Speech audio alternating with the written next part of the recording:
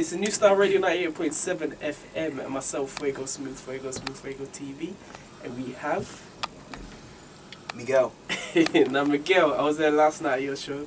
Crazy. Thanks, man. Crazy. You know, I have to say two things here. The first thing I have to say, my mum is Jamaican, and I was feeling the fact that you done that Bob Marley bit. You gonna come out with a jab bless everybody. Word. Jab bless, yeah. And then the second, I have to say, you're a braver man than me jumping in that crowd. Crazy. Some things you just do in the moment and you don't even think about it. It makes for the best times, though. Actually, thought we lost you, though. What'd you say? I thought we lost you. No, it was good. It was good. You know what? Interestingly, people know, the boundaries, I think. Yeah. And I get like certain things are okay and kind of warranted. And I think people are respectful. They're very respectful. Yeah. Okay. It was more about the moment and just being one. You know what I'm saying? Yeah. That's what it was about. Okay, well, we spoke about the present now. Let's talk about the past. How was it like for you growing up in LA, right? Yep. How was it for you growing up? Did you always have music in you, or was it something that came to you in a certain moment? Man, music has just been, ever since I can remember. That's all I ever wanted, all I ever loved. You know what I'm saying? It was in me, and I've never dreamt or wanted or believed I was gonna do anything else but make music in life. Yeah. And I think it made all the difference. Growing up, just always kind of like knowing to myself that this is what I wanted out of life. So how does it feel to you to come to like another continent and having people screaming? Literally, all you had to do is just standing there, move your hand to the left a bit. How does that feel to you? It's every once in a while I have to just take a second and just like breathe and just remember, like, man, you're here because you make music, and you love to make music, and people love to listen to your music. That's a blessing, how many people love to do the same things you do but don't get the chance to, And it's, I've been a starving artist, I've been a, obscure artist, I've been a shelved artist, you know what I'm saying? I mean, for lack of a better term, there was a time where I knew I wouldn't see the light of day, you know what I'm saying? As a musician, right, and it's crazy to be here, we're tremendously blessed. I don't take that for granted, not for 1 second. Okay, so how you feel in the UK? Because I know it's not your first time here, but do you like it here? Get out of here, man. I love it. I love it. I wanna buy a flat here. Yeah. You feeling that summer with it? You know what? I don't mind the cold. Okay. I'll be honest with you. I don't mind it at all. All the more reason to kind of like dress in cool layers. You know what I'm saying? Definitely standing on that. Yeah. Now, I want you to describe, before we go into your latest single, let's describe Do You. Now, when I had the radio edit of Do You, it mentions love, but in the other one, it mentions drugs. Now, with me and knowing your lyrics, is there more to it than that? Is drugs used as a metaphor in that way? In the moment when I wrote the song, it meant what it meant. Oh, okay. At the moment, the very first line was, do you like drugs? And I meant it very much that way. Okay. But as the song started to evolve, for me, it started to take on a broader, you know what I'm saying? Yeah. A broader meaning. And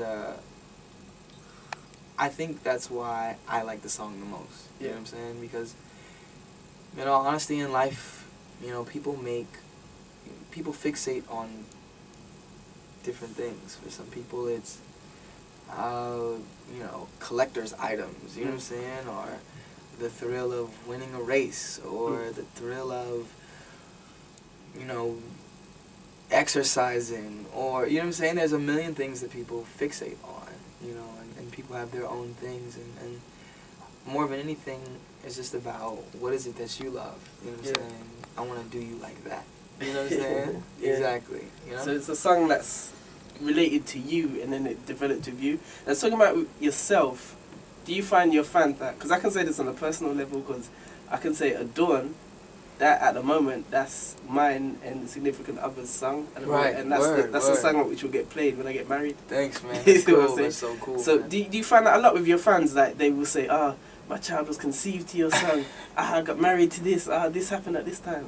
It's I've definitely read it a couple times, and I've heard it. It's actually, you know, an honor, tremendous honor. You know, all you ever want as an artist, I guess somehow, or all you could ask for is to, one, have an audience. Yeah.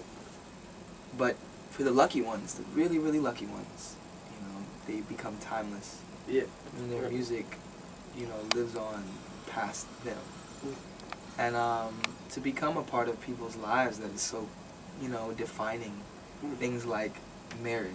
Yeah. When you choose your partner for life, you know, or when you have a child who's, you know, an actual extension of you and your actual being, the very fibers that make you up are now a part, have created something new in their own, you know what I'm saying? It's like, to be a part of that, it's just it's an honor, man, and I hope I make music that inspires people, you know, and becomes a part of their lives like that. You know, that's the goal, you know? That's the ultimate, you know? To see the passion in it as well. And what a lot of people say nowadays, they talk about R&B and they say, oh, R&B has lost its roots, R&B is not where it was at. But whenever they said that, I tend to use you as an example, because to me, you're keeping that true R&B state of mind. Do you feel that the scene has gone commercial, or that those people aren't listening to the right type of artists? There's so much great soul music out there. You know, they don't all sound the same.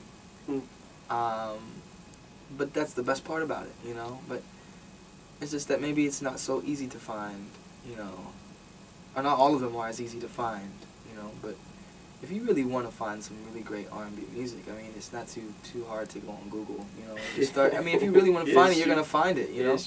You're gonna figure out who posts music like mine, or, you know, other related artists, and see what else they're posting, and discover new music. You know, it's gonna take some work. I think that's the part, is that sometimes everything is just given to us so easily. We forget that it's okay to look for something, to because even in that searching, it becomes all the more meaningful when you find it.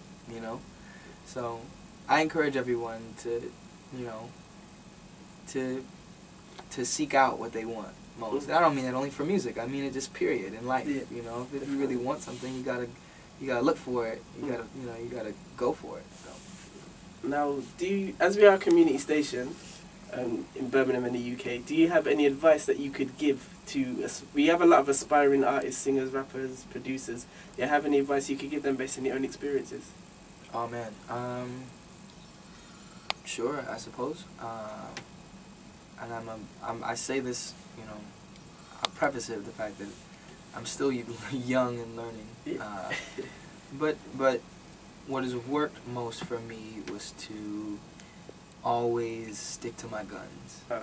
You know what I mean? And to never sacrifice what I believe in, you know, even when it meant going against the grain and being questioned or being criticized. You know what I'm saying? Because in the end, I knew, even in decisions that I made that maybe I wouldn't make twice, it was in that process that I've refined and honed and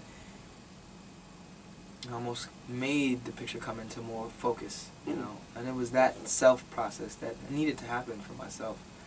So I encourage everyone to stick to their guns, whatever sound or art or medium, you know what I'm saying, that you're pioneering, you believe in.